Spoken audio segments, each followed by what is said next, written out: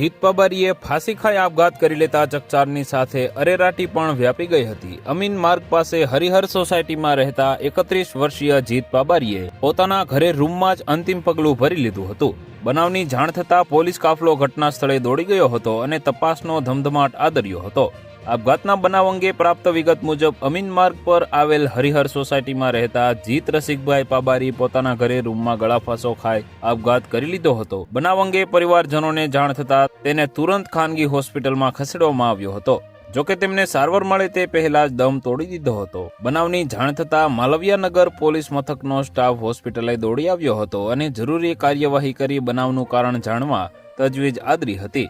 વધુમાં પોલીસ સૂત્રોએ જણાવ્યું હતું કે આજથી સચોટ 1 વર્ષ પહેલા તેમની જ મંગેતરે નોંધાવેલી દુષ્કર્મની ફરિયાદમાં આગોતરા જામીન પર હતા અને હાલ તે ડિપ્રેશનમાં રહેતા હોવાથી અંતિમ પગલું ભર્યાનું પ્રાથમિક તારણ સામે આવ્યું છે। તો વધુ માહિતી મેળવવા માટે ચેનલ સાથે જોડાયેલા રહો। વિડીયો પસંદ આવે તો લાઇક કરી દેજો। ચેનલમાં નવા છો તો સબસ્ક્રાઇબ કરી દેજો।